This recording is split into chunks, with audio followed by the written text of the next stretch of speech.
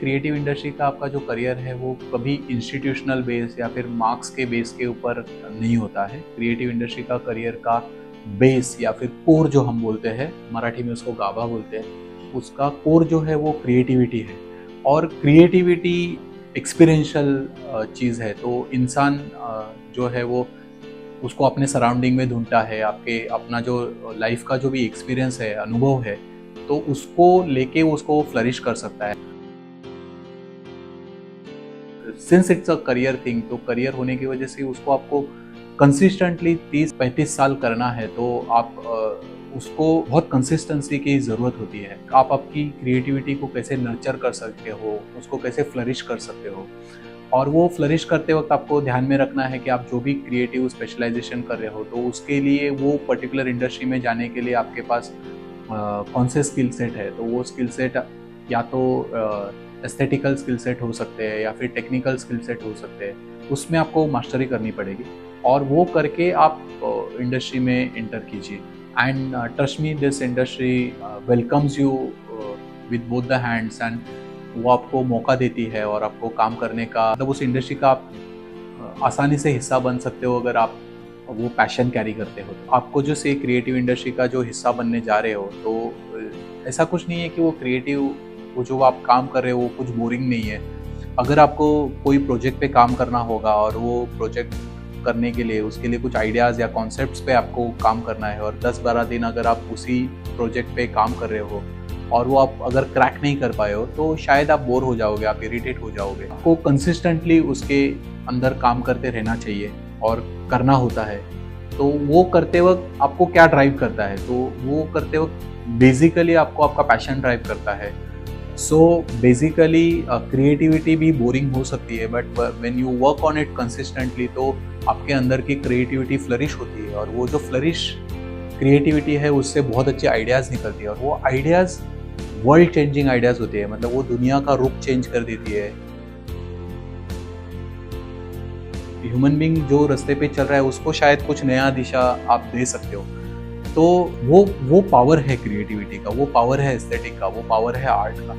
उसको आप समझ लीजिए, और अगर वो आपके अंदर है, तो वो उसको उसको just because you couldn't crack one exam, और just because you can't be a part of particular institute, तो फिर उसको बर्बाद मत कीजिए।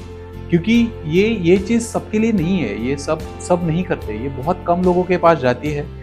और अगर ये आपके पास आई है, अगर आपको लगता है कि आप इस क्रिएटिव वर्ल्ड का आप हिस्सा हो सकते हो, तो आप हो जाइए।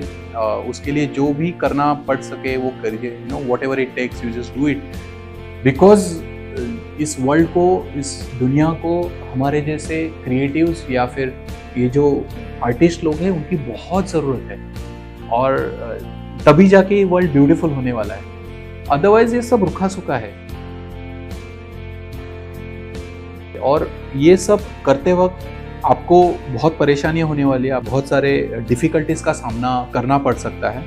एंड एनीवे, ये कुछ ऐसी बात नहीं है कि आप पहले हो, आप करोगे, ऐसा कुछ नहीं है। Everybody has done it, and वो परेशानी से निकलते ही लोगों ने कुछ बड़े झंडे गाड़े हैं। तो शायद मुझे लगता है कि आप भी उसके लिए हो, उसके लिए तैयार हो, और आपको उसके लिए तैयार किया जा सकता है। कुछ मेहनत होती है, कुछ प्रैक्टिसेस होते हैं, आपको उसको करना होता है, और वो करके आप इस इंडस्ट्री में अपना नाम बना सकते हो।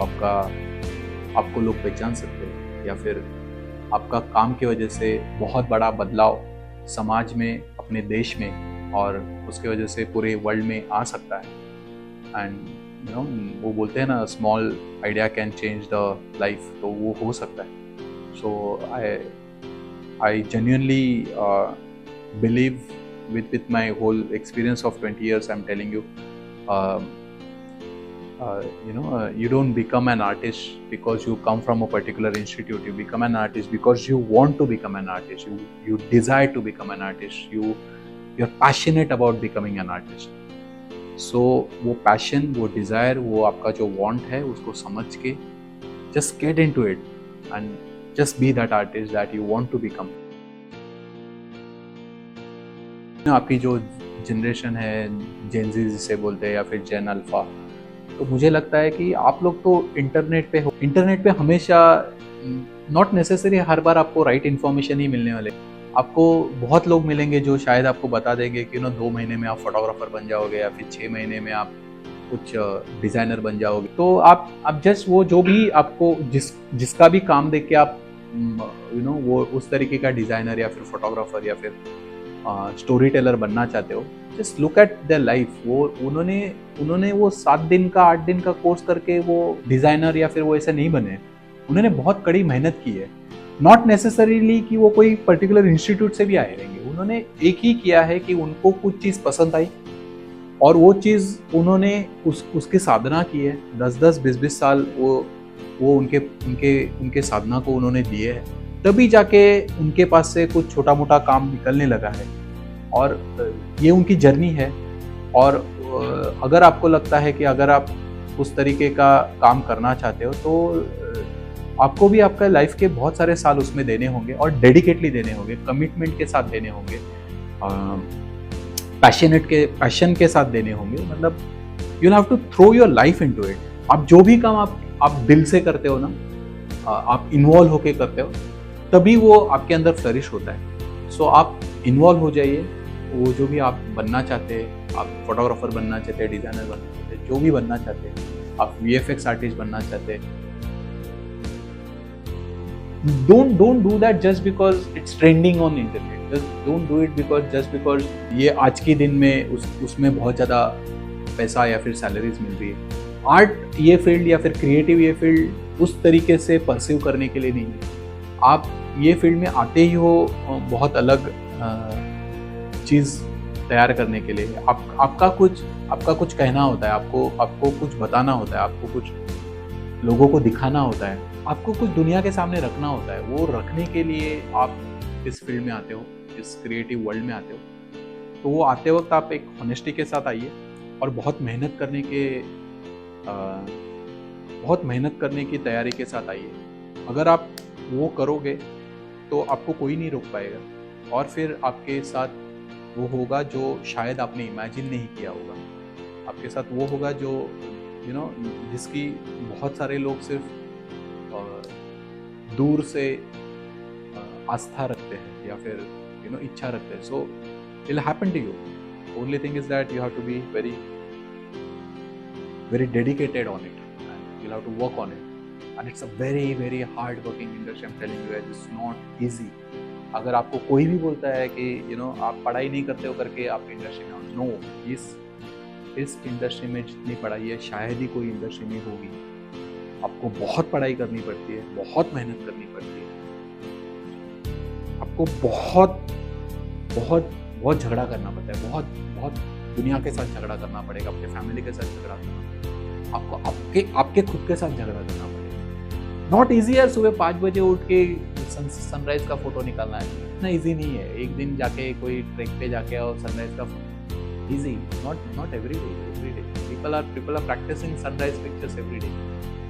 लोग जाते जंगल में जाते हैं शेर का फोटो निकालने के लिए। वो शेर क्या उधर बैठा है क्या उसका फोटो निकालने? नो, उनको रोज जाके वहाँ पे बैठना पड़ता है, दिन भर बैठते तब शायद वो शेर वहाँ पे पानी पीने के लिए 2 मिनट में आएगा, वो 2 मिनट में आपको उसका फोटो। Not easy. ये इंडस्ट्री आपको निचोड़ के रख देगी। ये जो क्रिएटिव जो आपके अंदर का डिजायर है ना, आपको निचोड़ के रखेगी। और वो उसमें फिर करियर बनाना आसान नहीं है, उसके लिए बहुत दम चाहिए। तो आप वो दम लेके आओ, तभी जाके कोई ना कोई आपको इसमें कुछ दे पाएगा। तब कोई ना कोई आपके क्रिएटिविटी का हिस्सा बनना चाहेगा या फिर आपके साथ काम करना चाहेगा। अगर इतना सुनने के बाद भी आपके दिमाग में बहुत सारा कंफ्यूजन है, तो Bharat school of art, we are situated in Panvel.